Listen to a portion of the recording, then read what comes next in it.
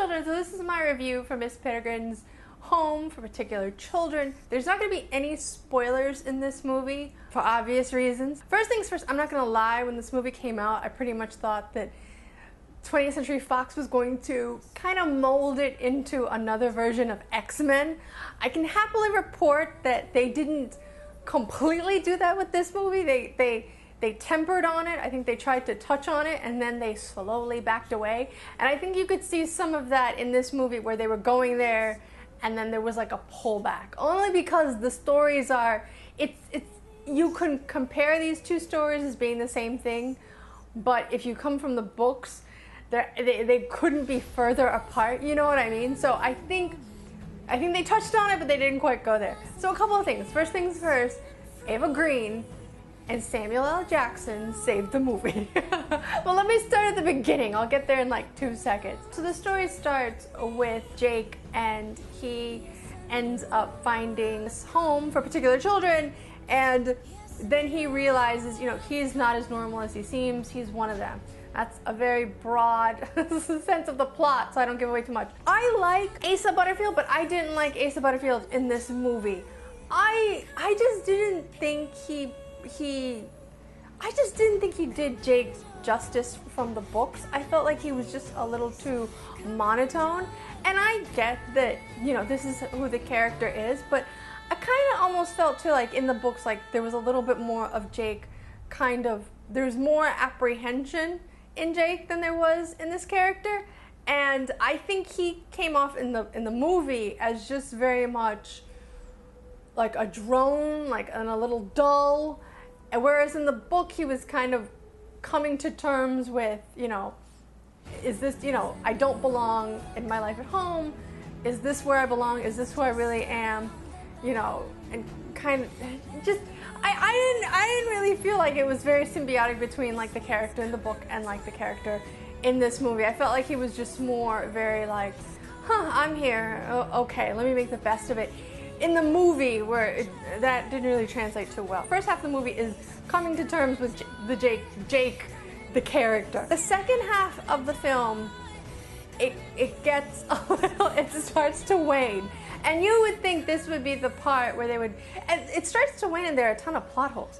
So there are certain things going on, and I think if you're not coming from the book, it gets a little mishmashed. No, even coming from the book, it gets a little mishmashed, and you're kind of in a place where you're like, why are they talking about X? Why are they not filling in for Y? Like it just kind of gets very jumbled in the middle. And I think in the middle it just starts to wane out, and this is the part where you're either gonna go to sleep, go get popcorn, or go to the bathroom. Like if there's a time in the movie any of these things come up, go then, because that's when the story starts to drag. The first two halves to me, the beginning and the middle of this movie just came off as very like, we could have done better in editing, we could have done better in writing. And then you get the third act of this movie, which is really everything. That's when you get introduced to Samuel L. Jackson's character, and I know some people are going to say his character felt forced and his character felt like unnecessary, but I completely disagree. His character, I think he breathes something into this film, especially coming off that like very middle act where you're just very much like, oh thank God. It's almost like a life preserver. Someone throws to you. It makes things a little bit better. So him coming into play, much better. Him coming into play kind of really brings back the movie. But I'm gonna say it right now. Eva Green pretty much saves this entire movie. It's her, and I would say like certain children in the movie. There's the one, she's so cute, the one who, you know, she's very self-conscious of the way she eats because there's this like mouth in the back of her head. And then too, even I swear to God, I was more interested instead of Jake through some of the movie, I was more interested in, there's like a little invisible boy. I was more interested in like the invisible kid than certain parts with Jake. I was just like, God damn it, Jake. Like, come on. Get it together, Jake. It's kind of an interesting place you're in, you know? But I was more interested in that invisible kid at certain times than him. And then there's Eva Green, and she just really is the story. Her and the kids really make it, but her in particular, because if you don't have like her well acted, and if you don't have her like leading the story, like if it's left up to Jake, you know, in this movie, it would kind of fail.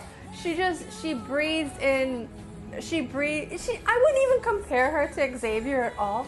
She kind of just breathes in like the leader of the Misfits, and that's a good thing. She steals most of the scenes, which is good, which is what you want. And I'll say, her, Samuel L. Jackson, and the kids, they just made this movie, because, like, I'm sorry, there were parts with Jake where I'm still just like, could have just been a little bit differently written, could have been just a little bit differently acted. And I think too that was coming, I think the acting and his monotoneness really came from Tim Burton. I think that was all Tim Burton. But where Tim Burton's directing really came through, there's certain fight scenes, and this is coming towards, you know, the third act again, when you get to that in the movie, it's really well done. And I think too, the 3-act format, which is fine, which is good, but it's just the pacing of the movie was generic. And being Tim Burton, I know he got in trouble for saying that, you know, you don't need diverse actors, you don't need diversity in film, which I disagree with. I disagree with what he said about how, you know, you don't need diverse actors because they don't make the story. But one of the things he does do well is things in plot. And he didn't do it in this movie. You would think he would have done something different with that second act, but he really didn't. And I felt like the movie just became generic for like 2 big portions. You know, it's interesting the beginning because you're getting led into this world, and then that second act just collapses. Then you go into like some really good fight scenes and some really good editing and some really good scenes towards the third act. And that's where the whole thing really culminates, and that's really where you're getting your ticket price. That's really where the movie shines. In the beginning, I'm serious, in the beginning it's almost like such a good story, but it really wasn't written and crafted that way that you're just going to get pulled into this world. I think Harry Potter did a good job of that in the movies, and forget the book, because the books are different beasts, but in the movies they did well translating that. I think Hunger Games too did a great job doing that. And remember, this whole series is trying to be another franchise, so they're trying to spin this off into 3, like a total of maybe 3 movies, so there's probably 2 more to go. So yeah, I think another book to movie that did that really well too is the Lion, the Witch, and the Wardrobe.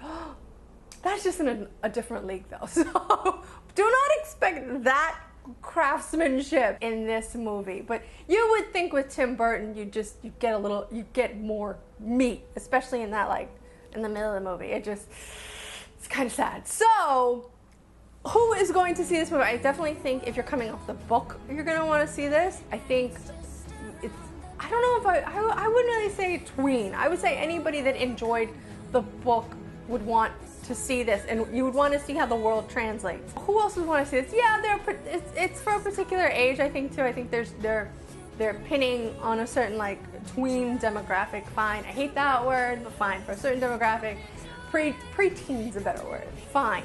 I think that them and their parents, they're definitely trying to pull in, but definitely it's for the book readers. And the thing with book readers and YA book readers is they vary in age. So you think that, you know, Twilight was, you know, pigeonholed for like 12 to 15 year, or, you know, yeah, 12 to 17-year-old girls, and there was like a huge amount of women from, I would say, 25 to 48 that really went into that movie, went into that book, went into that series, went into that movie. So I just think people need to be careful with this whole demoing of certain ages. But it's definitely for preteens, it's definitely for the book lovers, which ages skew, and it's for Eva Green fans, so it's for them too. Yeah, I think if you just love her, you're gonna want to see her in this.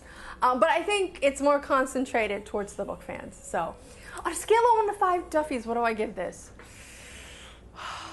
To Eva Green, Samuel L. Jackson, and them kids. So yeah, the kids pretty much saved this movie. But I would still say on a scale of 1 to 5, it's like a 4.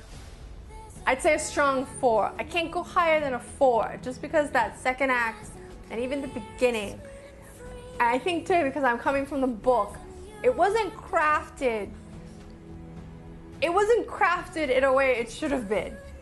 Because the book draws you in a certain way, and I feel like the movie had a right to do that. I feel like what Tim Burton should have done was kept his style, because you know that's why he's there. But he could have drawn more from the book too, especially in the beginning, and brought you all into that world, instead of just saying, I am Tim Burton. You know, this is my cast, who is very Tim Burton, and this is my, you know, and this is my coloring and my profile of the whole movie, because I'm very, you know, this is my style of film because I am Tim Burton. But he could have gone a little bit more to the book and just kept his filming style, merged those two worlds, and he would have been fine. But he didn't do that, and I'm kind of surprised.